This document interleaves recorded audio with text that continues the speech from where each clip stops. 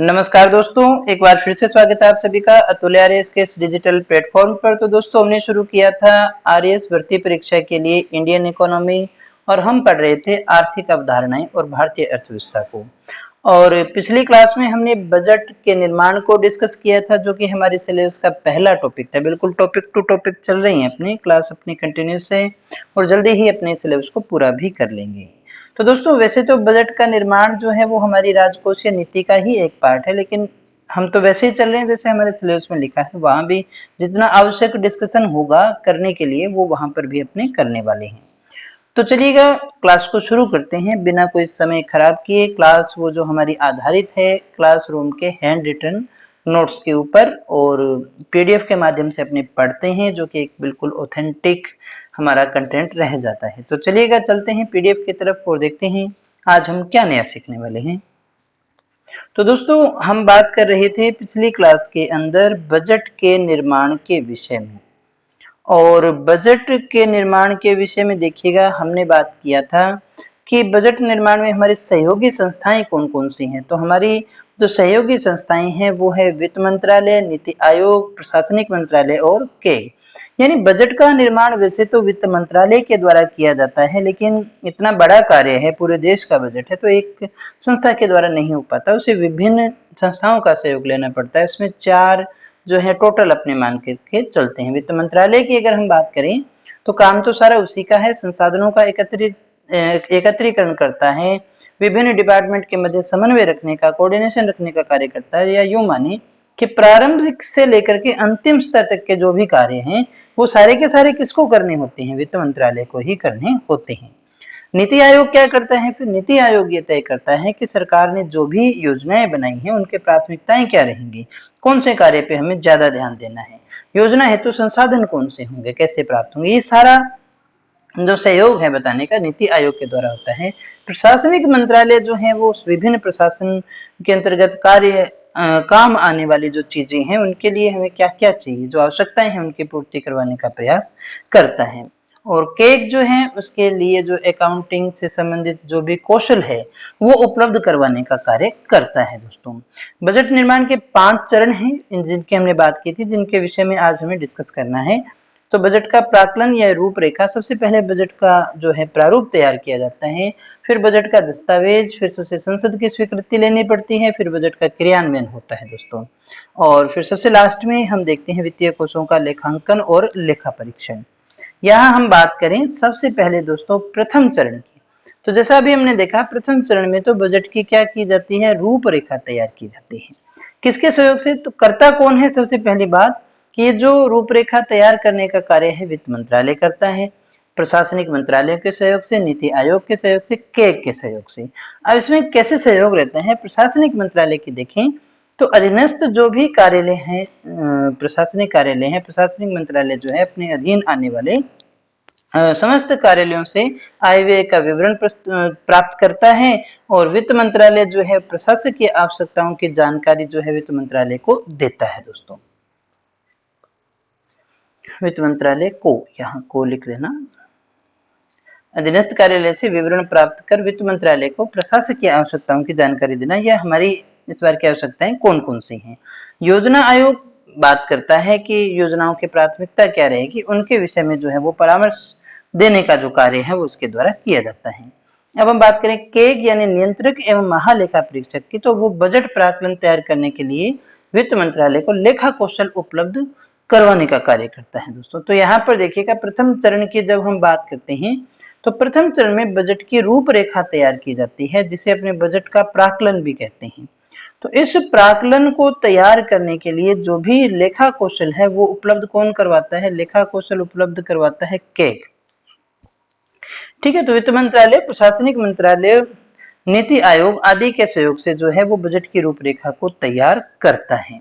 प्रशासनिक मंत्रालय क्या करता है? अपने अधीनस्थ जो भी डिपार्टमेंट हैं उनसे विवरण प्राप्त करता है और वित्त मंत्रालय को प्रशासकीय आवश्यकताओं की जानकारी दे देता है। योजना आयोग योजनाओं की प्राथमिकता के विषय में परामर्श दे देता है और केग जो है वित्त मंत्रालय को लेखा कौशल उपलब्ध करवाने का कार्य करता है। तो इस प्रकार से जो है सबसे पहले बजट का प्रारूप तैयार हो जाता है। इस चरण में व्यय के अनुमानों को तैयार किया जाता है सामान्यतः। अब हम बात करें आगे दूसरे चरण के विषय में। तो दूसरा चरण में भी कार्य तो किसको करना है, वित्त मंत्रालय को ही करना है। ये समस्त विभागों की यानी जो भी देश में डिपार्टमेंट है उन सभी विभागों की मांगों को एकत्रित करता है और दो अलग अलग भागों में बांटता है, जिसमें आय और व्यय विवरण को तैयार किया जाता है। तो विभिन्न मांगों को एकत्रित करना, आय व्यय के विवरण को तैयार करना दो भागों में, इसे ही हम क्या कहते हैं, बजट दस्तावेज। तो हम इसे इस तरह से भी कह सकते हैं कि बजट दस्तावेज जो है दो भागों में होता है, जिसमें आय विवरण और व्यय विवरण हुआ करता है। और इसमें क्या होता है, इस चरण में वित्त मंत्री जो है फरवरी माह में, देखिएगा बजट कब प्रस्तुत होता है, फरवरी माह के अंदर। कहाँ प्रस्तुत किया जाता है, लोकसभा में। कौन करता है, वित्त मंत्री, राष्ट्रपति की अनुमति से, है ना। तो वित्त मंत्री यहाँ पर क्या करता है, बजट भाषण देता है।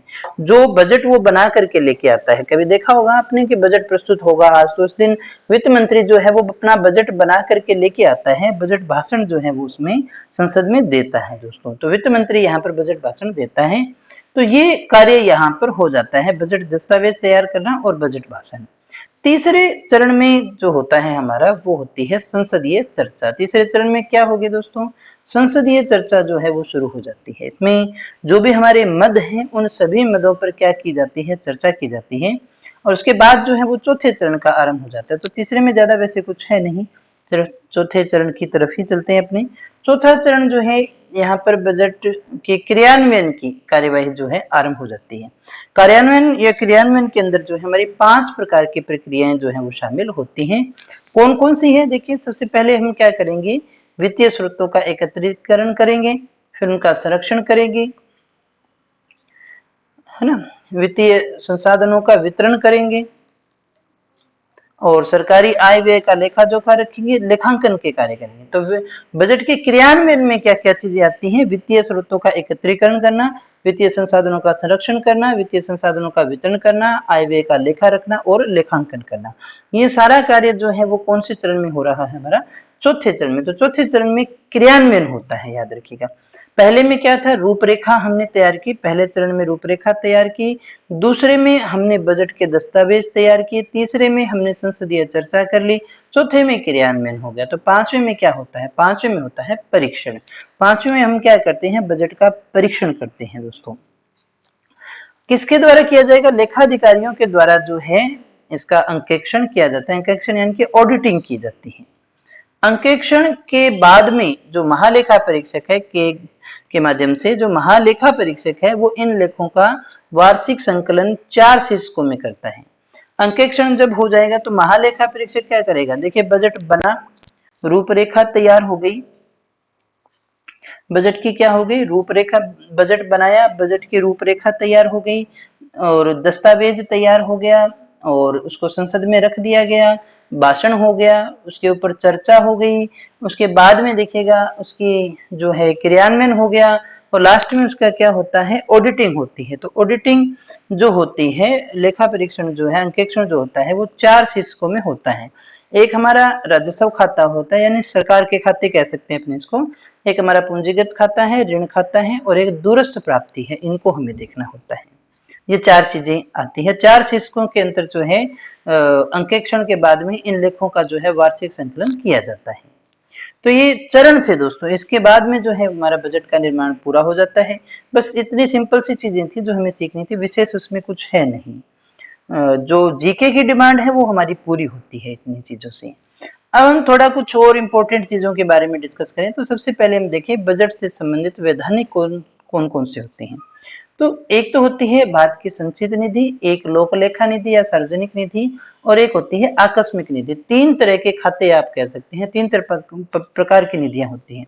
अनुच्छेद 266 के अंदर हम बात करें तो अब हम कहें कि सरकार की जो संचित निधि में कौन सा धन आता है, तो सरकार को जो भी इनकम होती है ना, टैक्स के आधार पर या किसी भी तरह से जो इनकम होगी वो सारी इनकम किस में आती है, संचित निधि में। और सारे भुगतान भी कहां से करने होते हैं, यहीं से। तो इस कोष में सारी प्राप्तियों को जमा और सारे भुगतान को व्यय में डालते हैं, व्यय खाते में डाल देते हैं अपने।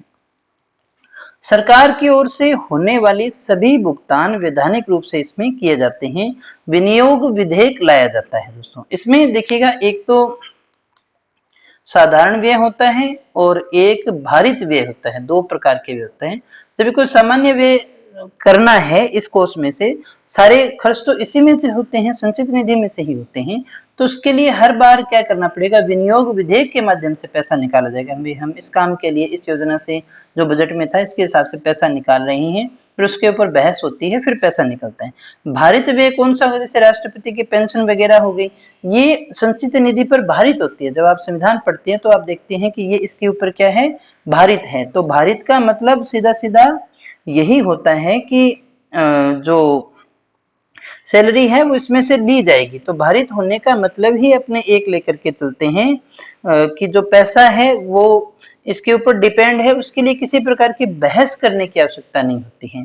यानी साधारण में जो विनियोग विधेयक वगैरह लाए जाते हैं तो सैलरी वो तो रेगुलर है ना, एक बार हमने कर दी तो कर दी, तो फिर उसको निकाल लिया जाता है, उसके लिए किसी प्रकार का कोई विधेयक वगैरह लाने की आवश्यकता नहीं पड़ती है। सरकार की ओर से होने वाले सारे भुगतान अभी हमने देखा इसी से होता है, और इसको से किसी भी राशि को विनियोग के माध्यम से निकाला जाता है। लेकिन जो इसके ऊपर भारित है ना, देखो ये हमने लिखा भी है यहाँ पे, इसमें दो प्रकार के व्यय होते हैं, साधारण व्यय और भारित व्यय। साधारण के लिए हमें विनियोग चाहिए, लेकिन भारित जो व्यय है जैसे वेतन भत्ते वगैरह हो गया, तो उनके लिए हमें विनियोग की आवश्यकता नहीं होती है। अब हम बात करें दूसरा लेखा, सार्वजनिक लेखा, या हम इसको कह सकते हैं लोक लेखा। ये पब्लिक का पैसा होता है। 266(2) में इसकी बात की गई है। संचित के अलावा जो कुछ भी आएगा वो किसमें आएगा, वो इसी में आ जाएगा। अब जैसे कोई भविष्य निधि का पैसा है कर्मचारियों का, कोई बचत खाता जमा हो गया, कोई विभागीय जमा है, कोई न्यायिक जमा है, कोई प्रेषित जमा है, सभी प्रकार की जमाएं जो संचित में नहीं जा रही ना, वो सारी की सारी किसमें आएगी, लोक लेखे में आती है दोस्तों। इसे भी सरकार खर्च कर सकती है। तो इसके लिए कोई विनियोजन की आवश्यकता नहीं होती, इसके लिए कोई विधेयक की आवश्यकता नहीं होती। इस खाते से भुगतान है संसदीय विनियोजन के बिना किया जा सकता है। तो दूसरा था ये। तीसरा जो कोष है हमारा वो है आकस्मिक निधि। नाम से ही स्पष्ट है, इमरजेंसी फंड है। 267 में इसका उल्लेख है। राष्ट्रपति के पास में होता है इसका अधिकार, उसी की अनुमति से निकाला जाता है। इसे संसद के द्वारा स्थापित किया जाता है। 1950 में भारतीय संसद द्वारा आकस्मिकता अधिनियम पारित किया गया था, उसी के अंतर्गत ये प्रावधान आता है। और ये जो राशि है वो राष्ट्रपति के नियंत्रण में रहती है। ऐसा मानते हैं कि अगर कभी कोई वित्तीय आपात लगा, कुछ ऐसी आवश्यकताएं हमें पड़ी, तब उस दौरान हमें इस कोष को निकाल सकते हैं, तब हमें उसकी आवश्यकता होती है। और राष्ट्रपति की ओर से यह जो कोष है वो वित्त सचिव के अधीन रहता है। राष्ट्रपति के पास में ही होता है, राष्ट्रपति के पास में अधिकारित है। और ये जो है वैसे किसके पास में होता है, वित्त सचिव के अधीन रहा करता है दोस्तों। इसका जो संचालन होगा, यानी इसमें से पैसा वगैरह निकालना है तो वो कैसे निकालेंगे, जैसे सार्वजनिक लेखे से निकालते हैं उसी तरह से हो जाता है। कुछ इंपॉर्टेंट बातें हैं बजट से संबंधित, उनके विषय में भी डिस्कस कर लेते हैं। संघीय बजट का उल्लेख अनुच्छेद 112 में है और राज्य बजट 202 में है। जो केंद्र का जो बजट है क्या होगा, वार्षिक वित्तीय विवरण है वो कैसे होगा, वो सारा का सारा किसमें उल्लेखित है, वो संघीय बजट जो है वो आर्टिकल 112 में है दोस्तों। लेकिन जब हम बात करें राज्य बजट की बात करें तो वो हमें कहाँ मिलेगा, वो हमें अनुच्छेद 202 के अंदर देखने को मिलता है। बजट निर्माण का कार्य कौन करता है, वित्त मंत्री के निर्देशन में वित्त मंत्रालय के द्वारा किया जाता है। यानी बजट का जो निर्माण है वो कौन करेगा, वित्त मंत्री के निर्देशन में वित्त मंत्रालय के द्वारा किया जाता है। वित्त मंत्रालय बजट निर्माण कार्य कब शुरू कर देता है दोस्तों, सितंबर अक्टूबर में। यानी फरवरी में जब बजट आता है ना, तो उसका कार्य जो है वो सितंबर अक्टूबर में ही होना शुरू हो जाता है, इतना पहले शुरू हो जाते हैं। 2017-18 से बजट 1 फरवरी को रखा जाता है सदन में, है ना, उससे पहले फरवरी माह में रखा जाता है। तो लोकसभा में रखा जाता है बजट 2017-18 से पहले जो है फरवरी माह के अंतिम दिन रखते थे अपने। लेकिन अभी कब रखते हैं, 1 फरवरी को, ताकि उसको जो खर्च करने के लिए जो है निकालने के लिए समय मिल पाए, इसलिए हमने इसको पहले करना शुरू कर दिया है। अब देखो, रेल बजट और आम बजट ये दोनों एक साथ होते थे पहले, फिर अलग हुए, अब फिर से एक हो गए। तो 2017-18 से रेलवे बजट और आम बजट को पुनः क्या कर दिया गया है, एक कर दिया गया है। इसका मतलब पहले ये क्या हुआ करते थे, ये अलग अलग प्रस्तुत करने पड़ते थे दोस्तों। इसके बाद में देखें कि कुछ इंपॉर्टेंट चीजें कि भारत में सर्वप्रथम बजट किसने प्रस्तुत किया? जेम्स विल्सन ने 1860 में रखा था। इसे भारत में बजट पद्धति का जनक भी माना जाता है। स्वतंत्र भारत में अगर हम बात करें, प्रथम जो बजट है 1947 में आर के षणमुख शेट्टी के द्वारा प्रस्तुत किया गया था। गणतंत्र भारत जब हमारा संविधान लागू हो गया 1950-51 में, तो जॉन मथाई के द्वारा जो है वो प्रथम जो हमारा बजट है वो प्रस्तुत किया गया था दोस्तों। अभी हमने कहा कि फरवरी के पहले दिन होना शुरू हो गए हैं, तो अंतिम दिन कब से शुरू हुआ था? मोरारजी देसाई के द्वारा ये परंपरा स्थापित की गई थी 1959-60 से ये फरवरी के अंतिम दिन होना शुरू हो गया था। अब तक पूछा जाए सबसे ज्यादा बार बजट कौन प्रस्तुत कर चुका है, तो मोरारजी देसाई हैं 10 बार। सबसे अधिक बार जो है वो अब तक बजट प्रस्तुत कर चुके हैं। सीडी देशमुख का नाम किस लिए आता है? क्योंकि इन्होंने 1955-56 में सबसे पहले संपूर्ण दस्तावेज जो है हिंदी में रखा था, इसलिए जाना जाता है। बजट का टीवी प्रसारण जो है 1992 से शुरू हुआ। संसद में पहले शाम को 5 बजे जो है बजट प्रस्तुत किया जाता था, लेकिन फिर 11 बजे होना शुरू हो गया। इस परंपरा को 1999 में यशवंत सिन्हा के द्वारा जो है उसको शुरू किया गया था। अब देखिए, वैसे हमारा वर्ष जो है 1 जनवरी से शुरू होता है। बहुत से देशों का 1 जनवरी से वित्तीय वर्ष भी है, हमारा 1 मार्च से चल रहा है। तो एमपी भारत का पहला ऐसा राज्य अपनी कह सकते हैं जिसने अपना वित्त वर्ष 1 जनवरी से 31 दिसंबर कर लिया है। राजस्थान का पहला बजट, अब हम राजस्थान की बात करें तो राजस्थान का पहला बजट जो है वो हीरालाल शास्त्री ने रखा था 1950 के अंदर। घाटों के विषय में भी बात करेंगे, बस अभी तो एक फैक्ट आप इसको याद कर लीजिएगा, 1997 से बजटीय घाटा जो है वो भारत के बजट में दिखाया नहीं जाता है। तो बजट में फायदा घाटा सभी चीजों की बात होती है दोस्तों। अब हम बात करें बजट के प्रकार, कैसे कैसे बजट हो सकते हैं। सबसे पहले बजट आधिक्य या आधिक्य का बजट। बजट आधिक्य का मतलब सीधी सी बात है, आय तो क्या है, आय ज्यादा है और व्यय कम है दोस्तों। भाई आधिक्य यानी अधिक होना। लाभ कब होगा? प्राप्तियां तो हमारी क्या है, ज्यादा है, और खर्चा हमारा क्या है, कम है, यानी कुल प्राप्तियां कुल व्यय से क्या है, ज्यादा है। तो हम उस बजट को हम क्या कहेंगे? आधिक्य के बजट के नाम से जानते हैं। संतुलित बजट, जितनी आया उतना ही हमने क्या किया है, खर्च किया, तो वो एक संतुलित देखिए बजट रह गया। घाटे के बजट की बात करें तो घाटे के बजट का मतलब हो गया खर्च तो आपने क्या किया है, ज्यादा किया है, और आय आपकी क्या है, कम होगी। घाटा यानी इस साल हमें घाटा हुआ, तो उसका मतलब ही क्या है, हमारी आमदनी कम थी और हमारी खर्चे क्या हो गई, ज्यादा हो गई, तो इसे नुकसान की श्रेणी में रखेंगे। शून्य आधारित बजट, ये कौन सा होता है? वैसे तो बहुत सारा बहुत बड़ा कर सकते हैं, लेकिन मुझे नहीं लगता कि इससे ज्यादा पढ़ने की आपको आवश्यकता है, क्योंकि ये बेसिक नॉलेज है। इसके बाद में जो क्वेश्चन आपके ज्यादातर आने की संभावना रहती है वो आर्थिक समीक्षा से आता है। शून्य आधारित बजट होता है कि पिछली जो भी योजनाएं, जो भी कार्य, उन सबको जीरो मान करके एक नए तरीके से जब अपनी बजट शुरू करते हैं तो उसे शून्य आधारित बजट के नाम से जानते हैं। पीटर ए पायर यूएसए के थे, वो इसके जनक माने जाते हैं।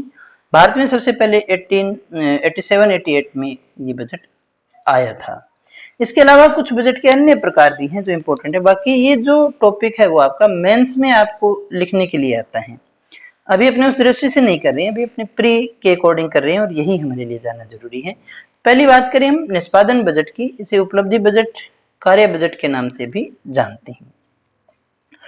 उपलब्धि बजट का मतलब हमारी उपलब्धियां क्या रही, कार्य और परिणाम के आधार पर जो है ये बजट प्रस्तुत किया जाता है। कार्य और परिणाम, परिणाम क्या रहा दोस्तों? भारत में देखिएगा 1968 में इसे प्रस्तुत किया गया था। अब हम बात करें इसमें क्या होता है कि सरकार उपलब्धियों को, जो हमारी उपलब्धियां हैं उनको ध्यान में रखते हुए प्रस्तावित कार्यक्रमों की रूपरेखा और उन पर खर्च होने वाले सभी मदों का मूल्यांकन किया जाता है। जब हम कितना अच्छा हुआ, कम हुआ, ज्यादा हुआ, इन सभी का मूल्यांकन जो है, जो हमारी खर्च होने वाले मदे हैं उनका मूल्यांकन हम इस आधार पर करते हैं कि उनकी सरकार की उपलब्धियां क्या रही हैं। तो उपलब्धियों, देखिए सरकार की जो पिछली उपलब्धियां रही उनको ध्यान में रखते हुए जो आने वाले जो भी उनके प्लान है उनकी रूपरेखा तैयार की जाती है और उनके आधार पर ही जो है वो उनका मूल्यांकन किया जाता है। तो ऐसे बजट को हम निष्पादन, निष्पादन को आप सीधे से मानिएगा एग्जीक्यूशन, है ना। जो सरकार का एजुकेशन पीछे रहा है उसी के आधार पर जो है प्रस्तावित कार्यक्रमों की जो है वो रूपरेखा तैयार होती है और उन पर जो खर्च होने वाले मदों का मूल्यांकन किया जाता है।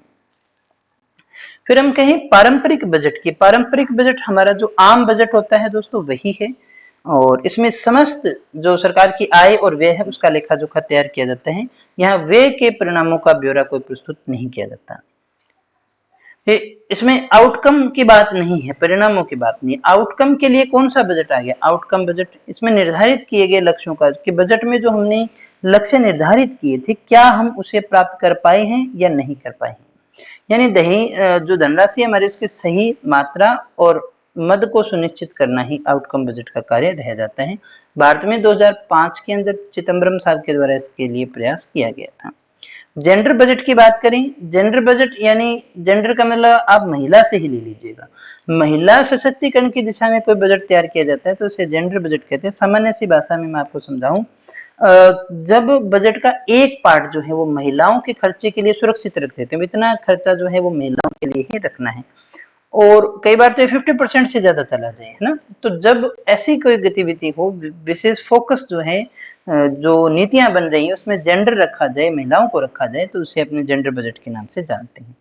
थोड़ा सा घाटों के विषय में बात कर लें तो घाटों में कौन कौन से घाटे होते हैं। राजस्व घाटा है, पूंजीगत घाटा है, राजकोषीय घाटा है। हालांकि इन सभी की चर्चा अपने राजकोषीय नीति में भी करेंगे, फिर भी छोटा सा ओवरव्यू अपने ले ही लेते हैं, आसान हो जाएगा हमारे लिए। राजस्व प्राप्ति और राजस्व व्यय। राजस्व घाटा तो मतलब तो यही है ना कि आय हमारी क्या है, कम है, और खर्चा हमारा ज्यादा है, तभी तो राजस्व घाटा होगा। तो राजस्व प्राप्ति में से राजस्व व्यय को घटा देते हैं। जितना भी राजस्व घाटा किससे होगा, राजस्व से, यानी जो हमारी राजस्व आय है उसमें से राजस्व व्यय को घटा लेंगे तो आ जाएगा। पूंजीगत घाटे की बात करें तो पूंजीगत आय और पूंजीगत व्यय का अंतर हो गया। राजकोषीय घाटे की जब हम बात करेंगे तो दोनों आ गए इसमें, है ना। इसमें बजट घाटा, देखिए बजट घाटा पहले समझ लीजिएगा। बजट घाटा क्या होता है, कुल प्राप्ति और कुल व्यय का अंतर है। जब आपसे पूछा जाए, बजट में सारी चीजें आ गई ना, बजट घाटा मतलब कुल प्राप्ति कुल व्यय सरकार की जो भी है। अब इस बजट घाटे में अगर अपने लोन को जोड़ दें और अन्य दायित्वों को जोड़ दें तो फिर हमारे पास में क्या आ जाएगा, राजकोषीय घाटा आ जाता है। प्राथमिक घाटा कौन सा हो गया, राजकोषीय घाटा और ब्याज का भुगतान। राजकोषीय घाटा कहाँ चला गया, राजकोषीय घाटा तो ये है बजट घाटे में जब अपने लोन और अन्य दायित्वों को जोड़ देते हैं। प्राथमिक घाटा जब राजकोषीय घाटे में से हम ब्याज को घटा देते हैं, क्योंकि बाजार जो ब्याज है वो तो पीछे से चल रहा है ना, पीछे सरकार ने कोई लोन लिया था वही चल रहा है। प्रभावी राजस्व घाटे की बात करें तो प्रभावी राजस्व घाटे का मतलब है केंद्रीय राजस्व घाटा और राज्य परियोजनाओं पर किया गया जो भी व्यय है उसका अंतर होता है। अब इसमें एक टर्म और आती है हिनार्थ प्रबंधन। जब बजट में हुए घाटे को पूरा करने के लिए सरकार है अधिक मात्रा में नोट छापती है, लोन लेती है, तो उसे बजटीय घाटे हिनार्थ प्रबंधन के नाम से जानते हैं। एक बार फिर से थोड़ा सा क्लियर कर देता हूँ, 5 मिनट में हो जाएगा, और कोई डाउट है तो वो भी आपका क्लियर हो जाएगा।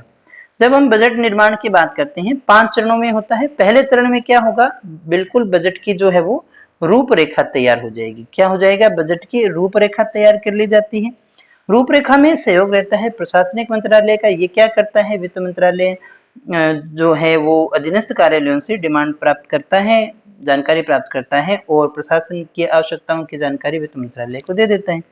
योजना आयोग जो है वो योजनाओं की प्राथमिकता को तय कर देता है।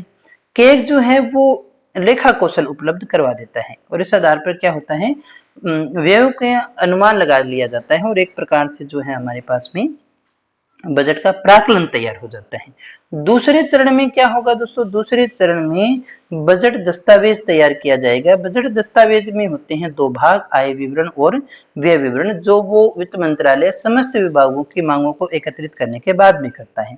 अब बजट दस्तावेज को रखा जाता है कहाँ पर, लोकसभा में। ये सारा दूसरे चरण में हो रहा है, और इसके अंदर फरवरी माह में जो वित्त मंत्री है वो लोकसभा में इसे प्रस्तुत करता है। तो बजट कहाँ प्रस्तुत होता है, लोकसभा में। वित्त मंत्री बजट भाषण दे देता है। तीसरे चरण में जो भाषण दिया गया, जो बजट प्रस्तुत हुआ, उसके ऊपर संसदीय चर्चा होगी। बजट में जो मदे हैं उन पे चर्चा होगी, और इसके बाद में जो है हम वो हमारा चौथा चरण है वो आरंभ हो जाएगा। चौथे चरण में होता है क्रियान्वयन। क्रियान्वयन में 5 प्रक्रियाएं आती हैं। वित्तीय स्रोतों को इकट्ठा करना, वित्तीय संसाधनों का संरक्षण करना, उनका वितरण करना, आय व्यय का लेखा जोखा रखना और फिर उनकी अकाउंटिंग करना, यानी उनका लेखांकन करना, उनको डालना, ये सारी चीजें इसमें आती हैं। पांचवें चरण की बात करें तो पांचवें चरण में क्या होता है, लेखा परीक्षण होता है, यानी ऑडिटिंग होती है। ऑडिटिंग करेगा कौन, लेखाधिकारी करते हैं। और ऑडिटिंग के बाद में महालेखा परीक्षक जो है इस वार्षिक संकलन को 4 भागों में करता है, एकत्रित करता है, राजस्व खाता, पूंजीगत खाता, ऋण खाता और एक दूरस्थ प्राप्ति के रूप में। वैधानिक कोष की बात करें तो भारत की संचित निधि पहला इसका वैधानिक कोष है, 266 में है इसके बारे में। सरकार की सारी प्राप्तियां इसमें आती हैं, सारे व्यय इसी में से होते हैं, इसमें से कुछ निकालना है तो फिर हमारे पास में दो तरह से हम इसको निकाल सकते हैं, एक साधारण व्यय के रूप में, एक भारित। साधारण व्यय के रूप में सामान्य खर्चे करने हैं तो विनियोग विधेयक लाना पड़ता है, उससे संसद में बहस करके पैसा निकालेंगे। भारित व्यय किसी को सैलरी वगैरह देनी है तो फिर वो निकल जाते हैं, उसके लिए उसकी जरूरत नहीं है। सार्वजनिक लेखा की बात करें तो कोई लोगों का भविष्य निधि है, कर्मचारी का कोई बचत खाते की जमा है, विभागीय जमा है, न्यायिक जमा है, प्रेषित जमा है, इन सभी जमाओं का जो कोष होता है उसे अपने लोक लेखा या सार्वजनिक लेखा के नाम से जानते हैं। इस खाते से भुगतान अगर हमें करना हो तो संसदीय विनियोजन के बिना किया जा सकता है, उसकी आवश्यकता नहीं होती। आकस्मिक निधि नाम से स्पष्ट है, आवश्यकता पड़ने पर राष्ट्रपति के नियंत्रण में रहती है और उसका संचालन सार्वजनिक लेखा की तरह ही होता है। हमने कहा संघीय बजट का उल्लेख कहाँ मिलेगा, अनुच्छेद 112 में, राज्य का 202 में। बजट निर्माण कार्य वित्त मंत्री के निर्देशन में वित्त मंत्रालय के द्वारा किया जाता है, जो कि सितंबर अक्टूबर माह में ही शुरू हो जाता है। 2017-18 से पहले बजट जो है वो फरवरी के अंतिम दिन आता था, अभी 1 तारीख को आना शुरू हो गया है। 17-18 से ही पहले रेल बजट, आम बजट अलग अलग होता था, अभी एक कर दिया गया है, ये भी हमें याद रखना है। और इसके बाद में देखो सर से ज्यादा बार बजट जो है वो मोरारजी देसाई ने प्रस्तुत किया है दोस्तों। एमपी पहला ऐसा राज्य है जिसने जो फाइनेंशियल ईयर है जो अपना बदल लिया है। फिर हम बात करें बजट के प्रकारों की तो आधिक्य का बजट सीधा से याद रखिए, आय ज्यादा है यानी कुल प्राप्तियां ज्यादा है, व्यय से संतुलित में बराबर हो जाएंगी, घाटे में खर्चा ज्यादा है, आय कम है, शून्य में। शून्य आधारित बजट कौन सा हो गया, नए सिरे से बजट, पिछले सारे खर्चे को जीरो करके नया करते हैं अपने, है ना। और अन्य प्रकारों में बात करें तो निष्पादन बजट है, उपलब्धि है, जो उपलब्धियों यानी परिणामों के आधार पर तैयार किया जाता है, उसी आधार पर उसका मूल्यांकन होता है। पारंपरिक कौन सा होगा, हमेशा से चला हुआ आता है, समस्त आय व्यय का लेखा जोखा इसमें होता है। आउटकम मतलब लक्ष्य जो हमने निर्धारित किए थे उनका मूल्यांकन जब इसमें किया जाए तो आउटकम बजट होता है। जेंडर बजट, जब महिलाओं को विशेष प्राथमिकता दी जाए, उन पर खर्चा ज्यादा किया जाए, सिंपल सी बात है।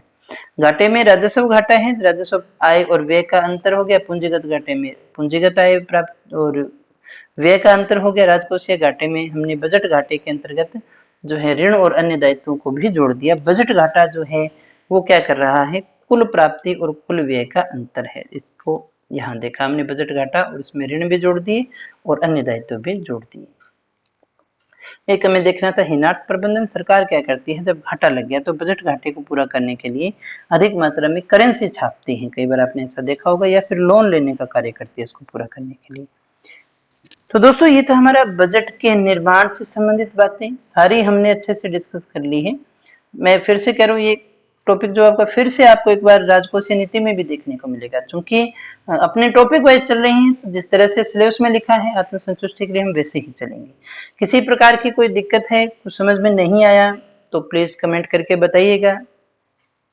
और क्लासेस कैसी अच्छी लग रही है, वीडियो को लाइक करके आप बता सकते हैं, कमेंट करके बता सकते हैं। आपके कमेंट ही हैं जो ऑक्सीजन का काम कर रहे हैं दोस्तों, जिसके के कारण जो है वो बार बार क्लासेज आपके लिए बनती जा रही है। मिलते हैं नेक्स्ट वीडियो में नए टॉपिक के साथ, तब तक बने रहे हमारे साथ। Thank you very much.